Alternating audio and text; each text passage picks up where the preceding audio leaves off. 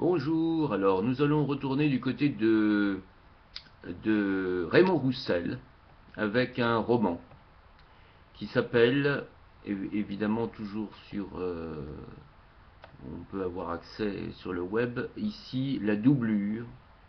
Ça s'appelle donc La Doublure roman. Alors c'est toujours aussi rapide, hein, évidemment. Je rappelle les dates 1877-1933. Et c'est un roman qui est paru en 1897. Alors c'est toujours aussi rapide au point de vue, évidemment, avis. Ce livre étant un roman, il doit se commencer à la première page et se finir à la dernière. L'auteur.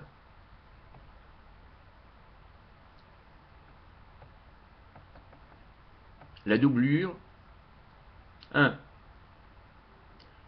Le décor Renaissance est une grande salle au château du Vieux-Comte. Une portière sale sert d'entrée.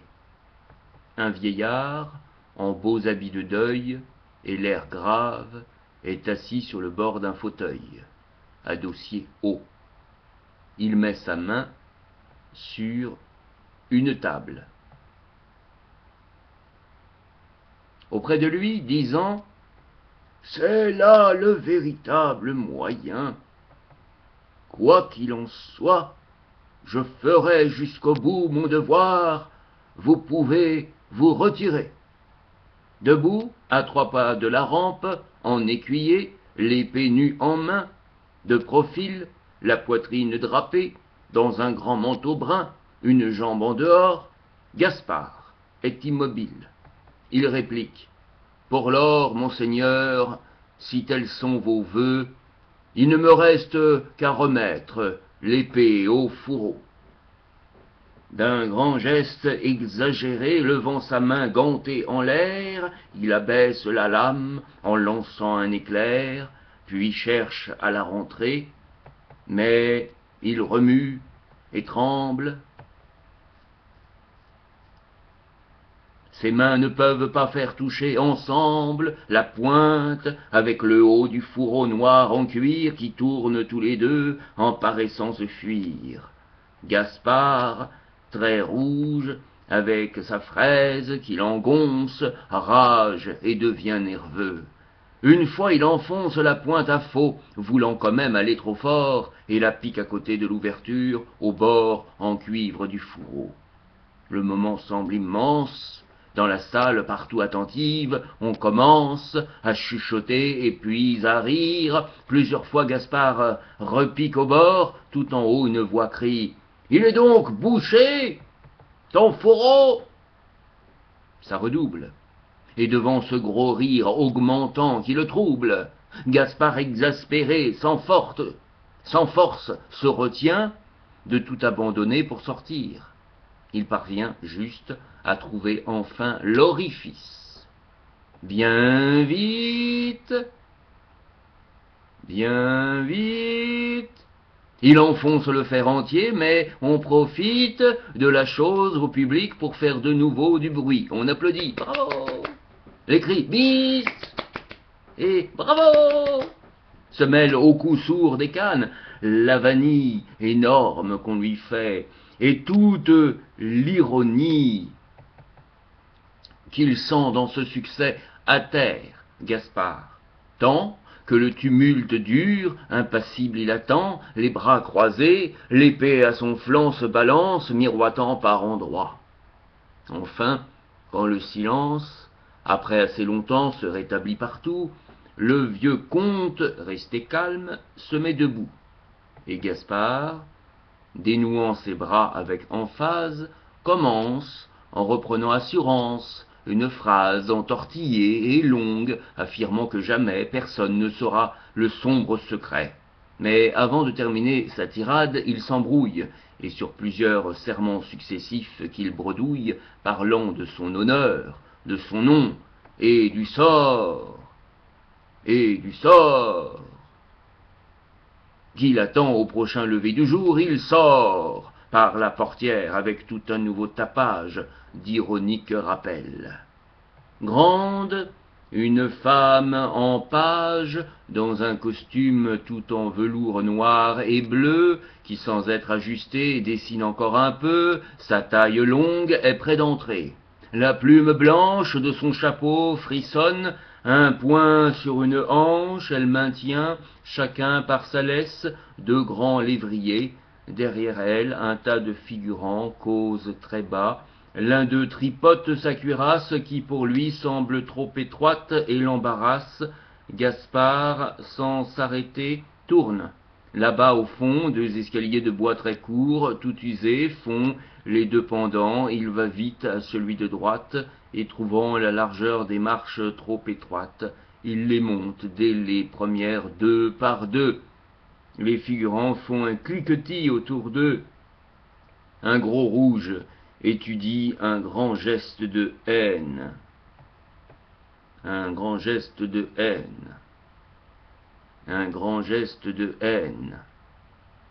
Du bras droit, à travers le décor, sur la scène, on entend le vieillard qui parle encore seul, jurant par le tombeau de son illustre aïeul, le duc Louis, le grand batailleur, dont il porte le nom très glorieux et fameux. Une porte est là, sur un palier massive, tout en fer. Gaspard, en arrivant au bout du nombre impair des marches, va dessus et du bras il la pousse, puis pour passer il la maintient avec son pouce et sort en la cognant du pied sans le vouloir. Là, presque tout de suite, à gauche d'un couloir, au fond duquel on voit le cadran d'une horloge, il se trouve devant la porte de la loge, numéro 20. Il entre et referme très fort avec rage. La clé de l'autre côté sort de la serrure, tombe en résonnant, puis saute avant de se poser tout à fait. Gaspard ôte, vire, ôte, vite, en tirant les doigts nerveusement ses gants, ses gants, ses gants, ses gants, gris, terminés par deux grands poignets élégants. Puis, avec ses doigts nus, il enlève sa fraise qui le gêne, et tombant alors sur une chaise capitonnée, et d'où sort un peu de coton par une déchirure, il saisit son menton, le coude sur la cuisse, et murmure à voix basse, le regard angoissé tout perdu dans l'espace, dirigé fixement en bas, vers le milieu de la porte, « Mon Dieu, mon Dieu, mon Dieu, mon Dieu !» l'esprit dans une crise aiguë, en proie au doute. La loge est encombrée et petite. Elle est toute en longueur. À main gauche, en entrant, un côté long est plein de pendoirs. Un pantalon crotté, pendant au premier, a, sauf une seule patte, une seule patte, une seule patte. Ses bretelles en place, on voit une cravate. Une chemise au col traversé d'un bouton de nacre cache presque en entier un veston. En face, à l'autre mur, une longue tablette pleine de fards divers et d'objets de toilette est en désordre. Auprès du couvercle d'un pot de pommade, un flacon d'huile montre un dépôt jaunâtre, plus foncé que le reste. Une coupe en gros verre a beaucoup de poudre qu'une houppe surmonte.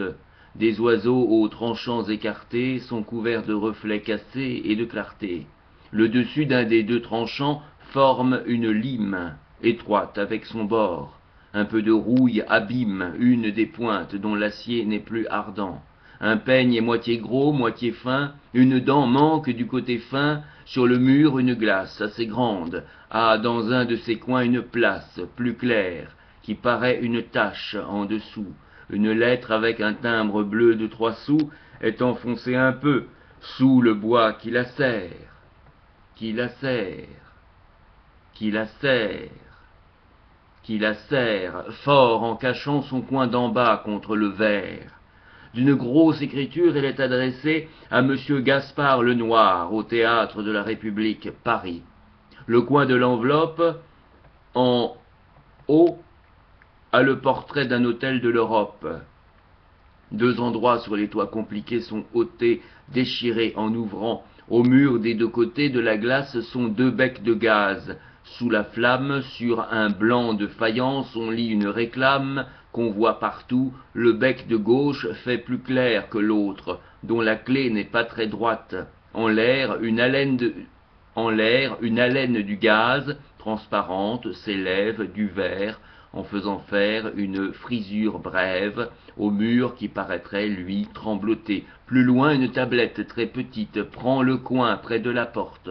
Auprès d'une épaisse cuvette, toute propre et pliée en long, une serviette dépasse de très peu le bord. Un savon vert, dans une savonnière, est encore couvert de mousse desséchée. En arrière, une éponge. En arrière, une éponge. En arrière, une éponge. En arrière, une éponge. En arrière, une éponge. Et à même le bois. Et Gaspard toujours se ronge, dans tout l'ébranlement du doute qu'il ressent. À la fin, il se lève avec force en poussant, après avoir enflé sa poitrine, un immense soupir. Il tire fort son manteau, puis commence à se déshabiller avec mauvaise humeur et hâte d'en finir. Là-bas, une rumeur arrivant du côté de la Seine, pareille à des bravos confus, lui fait prêter l'oreille. C'est la pièce qui vient de finir. Plusieurs fois on rappelle un acteur. Ensuite un bruit de voix s'approche, et la clameur devient soudain plus forte, plus forte, plus forte, plus forte, plus forte, au moment où l'on pousse avec un coup la porte. En fer de l'escalier plein de monde, ce sont les figurants sortant de scène qui s'en vont avec leurs cliquetis. Le deuxième qui passe s'arrête quelque temps à la porte et ramasse, faisant un bruit de fer continuel, la clé. Il s'approche d'un pas, après avoir raclé du bout pointu le bord de l'ouverture, il pousse la clé dedans. Un autre, en passant plus loin, tousse 2 ou 3 fois et lance avec bruit un crachat.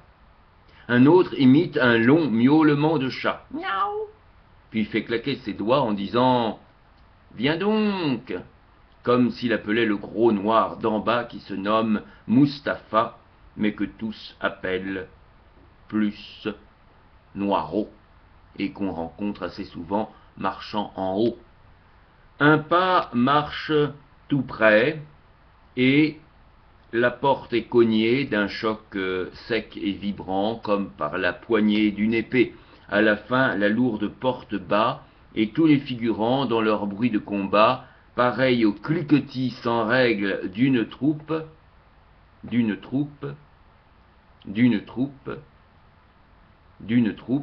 débandée au repos, s'éloigne. Mais un groupe nouveau, de 5 ou 6 seulement, en retard, causant et se cognant de tous les côtés, part encore par la porte. Il marche pour rejoindre les autres. Sans penser, Gaspard comprend le moindre de leurs détours au fond du couloir familier pour lui. Tous les premiers déjà, dans l'escalier de bois, craquant sans cesse et menant à l'étage qui leur est réservé, se perdent davantage. Gaspard a déjà mis chacun sur son pendoir son large manteau brun et le pourpoint tout noir qu'il avait, sans changer, tout au long de la pièce, tout au long de la pièce, tout au long de la pièce, tout au long de la pièce. Le reste est pêle-mêle, en tas, sur une espèce de fauteuil long et clair, et surmontant le tout, son chapeau, dont la boucle en acier se découd. Ses bottes noires sont près du mur, côte à côte. L'une est un peu moins raide, elle se tient moins haute.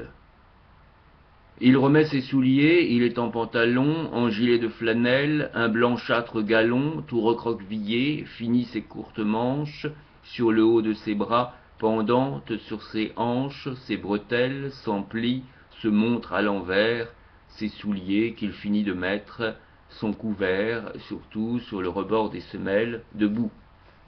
La poitrine penchée et les bras longs, il noue le cordon du deuxième, ensuite se levant, il prend la chaise en main et la pose devant la glace. En s'asseyant un instant, il accroche les bretelles au coin du dossier.